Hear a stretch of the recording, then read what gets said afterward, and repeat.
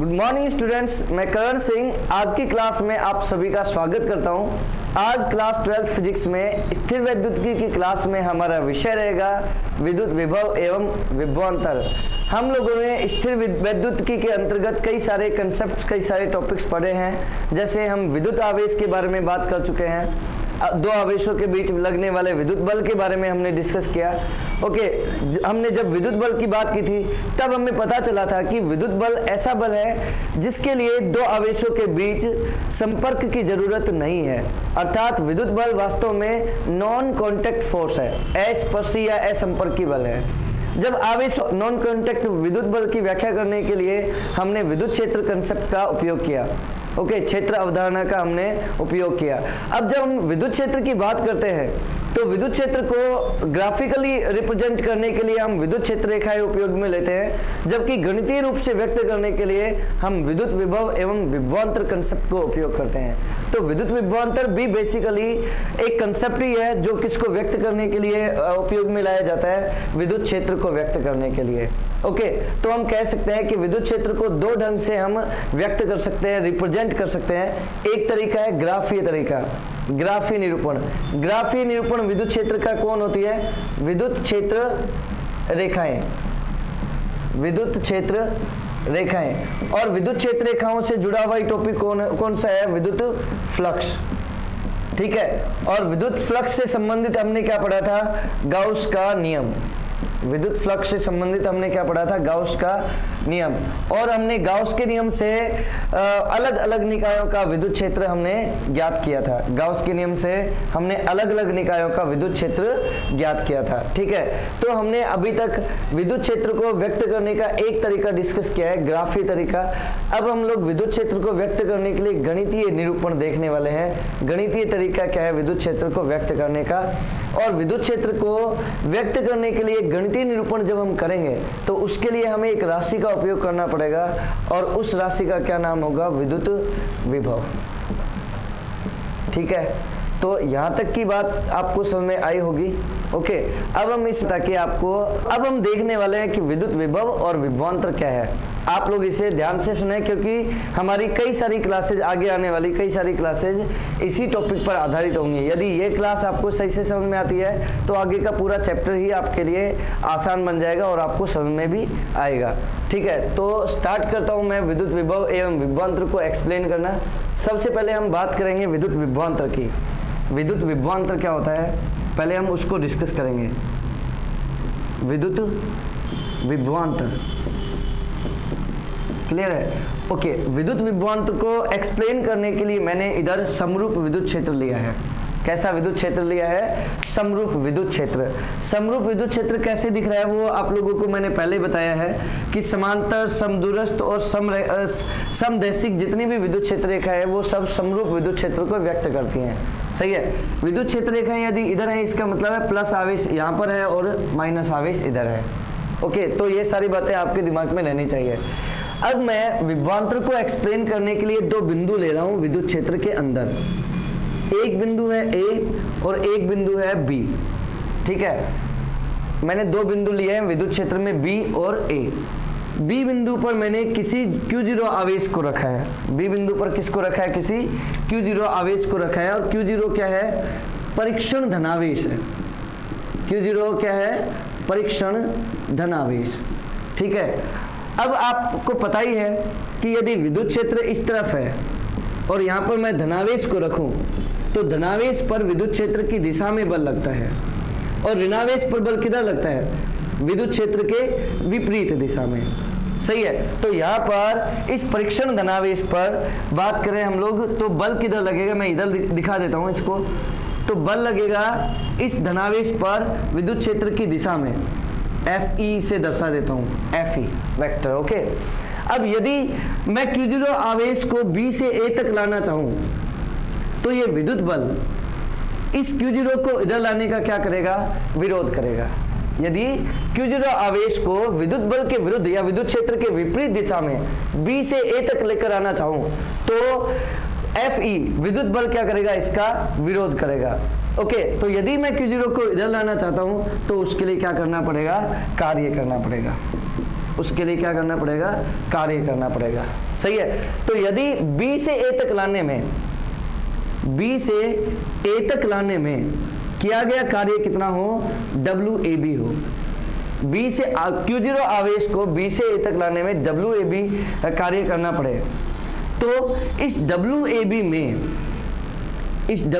में जिस आवेश को ला रहे हैं अर्थात Q0 को ला रहे हैं, तो Q0 का क्या लगा देंगे, भाग। तो हमें क्या प्राप्त हो जाएगा, हमें प्राप्त हो जाएगा जिन दो बिंदुओं के बीच आवेश को विस्थापित किया जा रहा है उन दो बिंदुओं के बीच विभव का अंतर अर्थात VA माइनस VB प्राप्त हो जाएगा। ये याद रखने वाली बात है कि VA जो है मतलब आगे कौन से विभव को रखना है, जिस पर आवेश को ला रहे हैं उसको, और पीछे किसको रखना है, जिस पर आवेश है वो। ओके। और WAB का मतलब है आवेश को B से A तक लाया जा रहा है। ओके। तो जैसे मैं कुछ एग्जांपल्स लेता हूं ताकि ये फॉर्मूला और क्लियर हो जाए। ओके। जैसे मान लो यहां पर मैं एक बिंदु लेता हूं P और दूसरा बिंदु लेता हूं Q, और Q0 आवेश को Q से P की ओर ला रहा हूं, Q से P की ओर ला रहा हूं। तो यहां पर देखें आप, Q से P की ओर लाऊंगा तो कार्य कितना करना पड़ेगा, किस तरह व्यक्त करेंगे, इस रूप में लिखें तो लिखेंगे Q से P की ओर ला रहे हैं ना, तो WPQ लिखेंगे। कार्य कितना होगा, WPQ। और किसको ला रहा हूं मैं, Q0 को ला रहा हूं। चलो मान लो मैं Q1 को लाऊं, तो इधर WPQ में जिसको ला रहे हैं उसका भाग लगा देंगे, तो Q1। तो इधर अपने को मिलेगा इन दो बिंदुओं के बीच विभवांतर। आगे किसको लिखना है, P बिंदु वाले विभव को, VP सॉरी, और पीछे किसको लिखना है, माइनस। अंतर, विभव का अंतर है मतलब माइनस करना है। ओके। और पीछे किसको लिखना है, Q बिंदु पर विभव अर्थात VQ। तो यदि मैं आवेश को Q1 को Q से P की ओर लाऊं तो विभवांतर मिलेगा VP माइनस VQ बराबर WPQ अपॉन Q1। इसी तरह मैं एक और एग्जांपल लूं। मान लो दो बिंदु हैं 1 और 2, और किसी आवेश 2 माइक्रोकूलाम को, किसी आवेश 2 माइक्रोकूलाम को मैं बिंदु 2 से 1 पर लेकर आऊं। कहां से कहां पर लेकर आऊं, 2 से 1 पर लाओ, और उसके लिए कितना कार्य करना पड़े, यदि मान लो 6 जूल कार्य करना पड़े। ओके। तो हमसे क्या पूछा जा सकता है, इन दोनों बिंदुओं के बीच विभवांतर। तो कैसे मिलेगा, आगे लिखेंगे जहां पर ला रहे हैं V1 माइनस V2 बराबर कार्य कितना करना पड़ा, 6 जूल बटा आवेश कितना है 2, और माइक्रो की जगह कितना लगाएंगे, 10 की घात माइनस 6। इसको काटेंगे तो कितना आ जाएगा, 3 गुना 10 की घात 6, और विभवांतर का मात्रक वोल्ट होता है, जो हम आगे डिस्कस करेंगे। सही है। तो इस प्रकार से विभवांतर को लिखा जा सकता है। अब मैं इस को किस प्रकार से डिफाइन किया जा सकता है, परिभाषा किस तरह व्यक्त की जा सकती है। देखो मैंने अभी विद्युत विभवांतर को बताया, VA माइनस VB बराबर WAB बटा Q0। क्लियर है। अब यदि मैं इस फॉर्मूला में Q0 को कितना कर दूं, इकाई कर दूं, Q0 को कितना कर दूं, इकाई कर दूं, तो VA माइनस VB बराबर कितना आ जाएगा आपके पास में, WAB। VA माइनस VB किसके बराबर आ जाएगा, WAB के, कार्य के बराबर है। ओके। मतलब विभवांतर किसके बराबर है, कार्य के बराबर है। कब, जब परीक्षण धनावेश कितना हो, इकाई हो।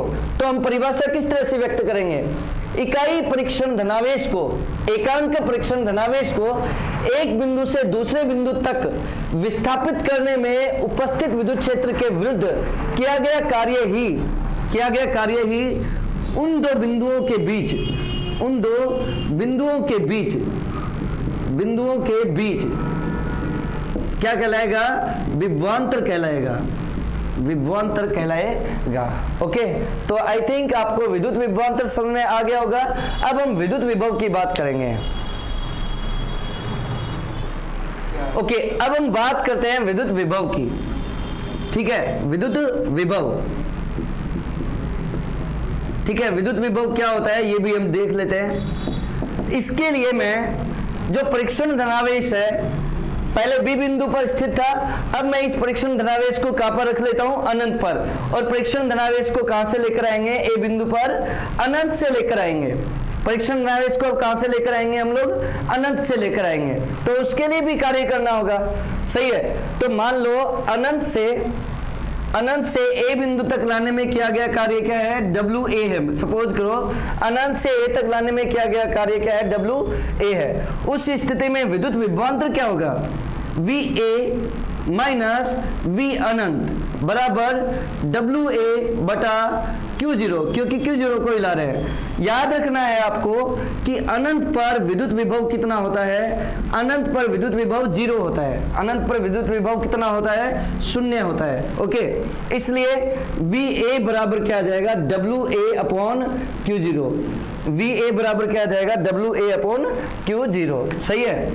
तो विद्युत विभव की परिभाषा क्या आ जाएगी, यहां से विद्युत विभव की परिभाषा आएगी, एकांक परीक्षण धनावेश को अनंत से किसी बिंदु तक लाने में, एकांक परीक्षण धनावेश को अनंत से किसी बिंदु तक लाने में उपस्थित विद्युत क्षेत्र के विरुद्ध किया गया कार्य ही क्या कहलाएगा, उस बिंदु पर विद्युत विभव। तो यदि यहां पर फिर से Q0 को कितना कर दिया जाए, इकाई कर दिया जाए, तो VA बराबर किसके होगा, WA के। VA किसके बराबर होगा, WA के। तो अब यदि मैं विद्युत विभव को परिभाषित करूं तो किस प्रकार से परिभाषित किया जा सकता है, इकाई परीक्षण धनावेश को अनंत से किसी बिंदु तक लाने में किया गया कार्य, इकाई परीक्षण धनावेश को अनंत से किसी बिंदु तक लाने में उपस्थित विद्युत क्षेत्र के विरुद्ध किया गया कार्य ही क्या कहलाएगा, विद्युत विभव। उस बिंदु पर जिस पर ला रहे हैं उस बिंदु पर क्या कहलाएगा, विद्युत विभव कहलाएगा। सपोज यदि मैं Q0 आवेश को P बिंदु पर लाता तो VP लिखते हम लोग, और VP बराबर क्या लिखते, W अपॉन Q0। यदि मैं Q बिंदु पर, किसी कैपिटल Q बिंदु पर और अनंत से 2 माइक्रो कूलम आवेश को लाता तो Q बिंदु पर विभव मिलता VQ बराबर W बटा 2 माइक्रो कूलम।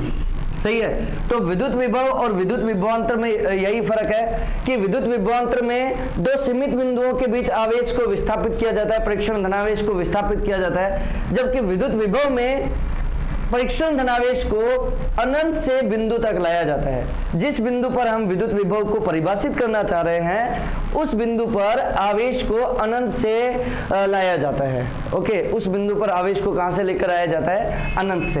तो ऑन ऑल ओवर आपको इतना समझ में आ जाना चाहिए कि विद्युत विभव या विद्युत विभवांतर का सूत्र बेसिकली क्या है, W बटा Q0 ही है। विद्युत विभव एवं विभवांतर का बेसिकली सूत्र क्या है, V बराबर W बटा Q0 ही है।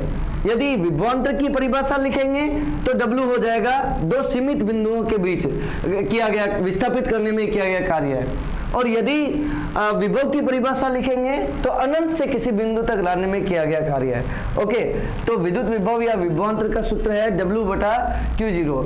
यहां से विद्युत विभव एवं विभवांतर का ऐसा ही मात्रक हम निकाल सकते हैं। ऐसा ही मात्रक कार्य का क्या होता है, जूल, और आवेश का क्या होता है, कूलम।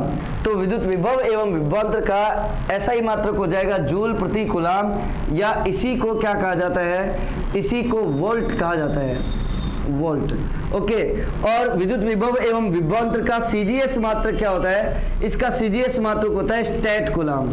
सीजीएस मात्रक क्या होता है इसका, स्टैट कूलम नहीं, sorry, statvolt, statvolt होता है। विद्युत विभव एवं विभवांतर का सीजीएस मात्रक क्या होता है, स्टैट वोल्ट होता है। क्लियर है।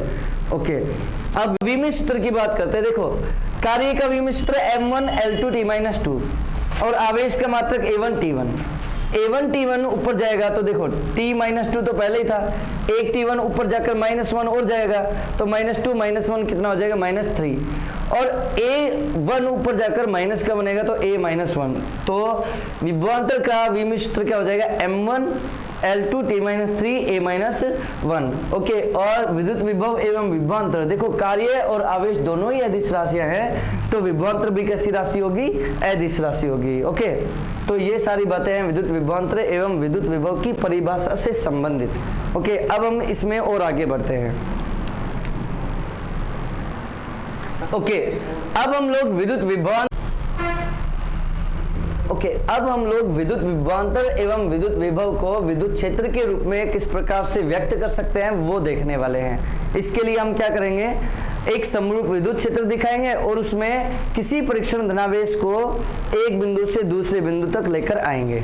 तो जैसे फिर से देखो, ये समरूप विद्युत क्षेत्र है, समरूप विद्युत क्षेत्र E वेक्टर, सही है। यहाँ पर समरूप विद्युत क्षेत्र की दिशा इस तरफ दर्शाई है, मतलब प्लस आवेश इधर है और माइनस आवेश इस तरफ है, ठीक है। और यहाँ पर इस विद्युत क्षेत्र में मैंने दो बिंदु लिए हैं, बिंदु ए और बिंदु बी। मान लो कि जो स्रोत आवेश है, स्रोत आवेश से मान लो स्रोत आवेश इस ओ बिंदु पर है, स्रोत आवेश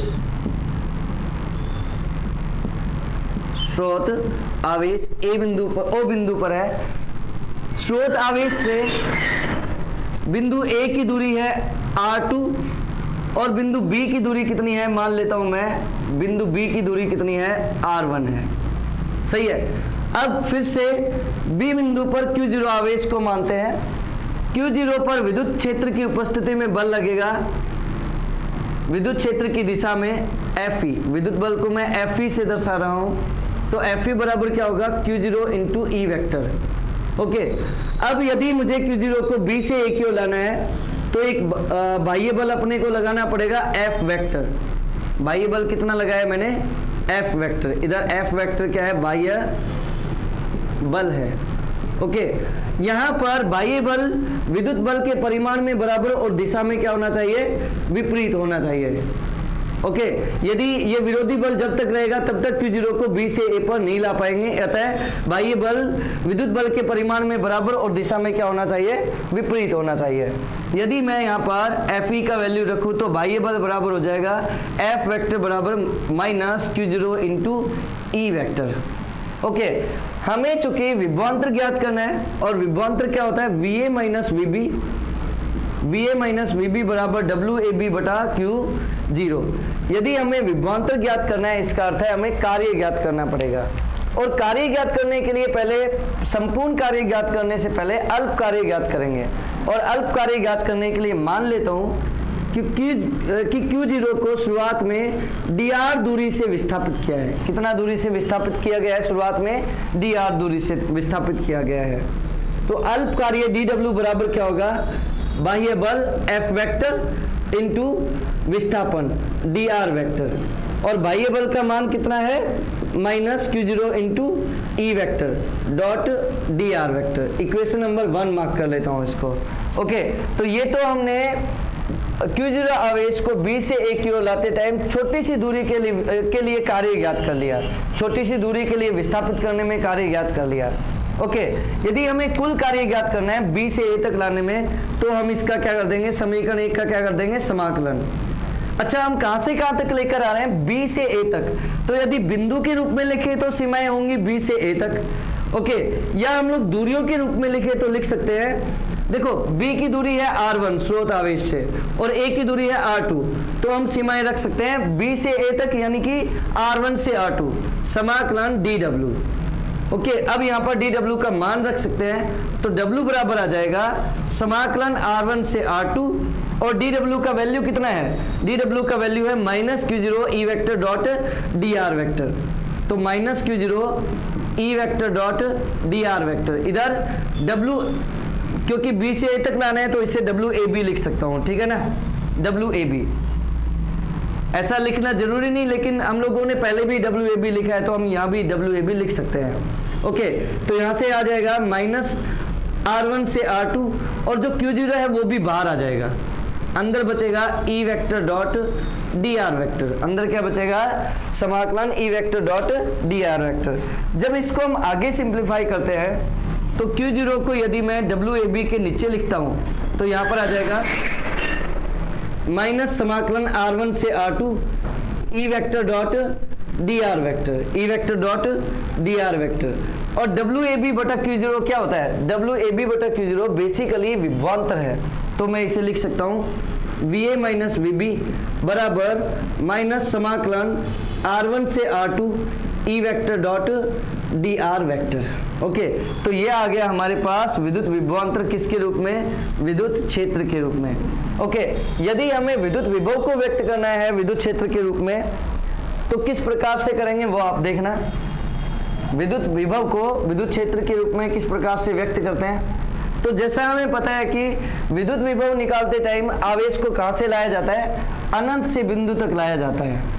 ओके, अनंत से बिंदु तक लाएंगे तो देखो विभवांतर VA माइनस VB होता है बराबर माइनस R1 से R2 और E vector dot dr vector. यदि Q0 को अनंत से A बिंदु तक लाएंगे, इसका मतलब है B बिंदु अनंत पर है, तो B बिंदु का विभव अनंत वाला विभव होगा। तो V अनंत लिख लेता हूं मैं इसको, बराबर माइनस, और R1 जो दूरी है इस बार क्या होगी, अनंत हो जाएगी, क्योंकि B बिंदु कहां पर है, अनंत पर है। तो स्रोत आवेश से Q0 की शुरुआती दूरी कितनी है, अनंत। तो हम लोग अनंत से और कहां तक लेकर आ रहे हैं, मान लो A बिंदु तक, तो अनंत से R2 सीमाएं हो जाएंगी, E vector dot dr vector. Okay, और V अनंत कितना होता है, शून्य होता है, तो VA बराबर आ जाएगा माइनस अनंत से R2 E vector dot dr vector. तो ये आ गया विद्युत विभव, किसके रूप में, विद्युत क्षेत्र के रूप में। तो ये था विद्युत विभव एवं विद्युत विभवांतर। ओके, आज की क्लास इतनी है।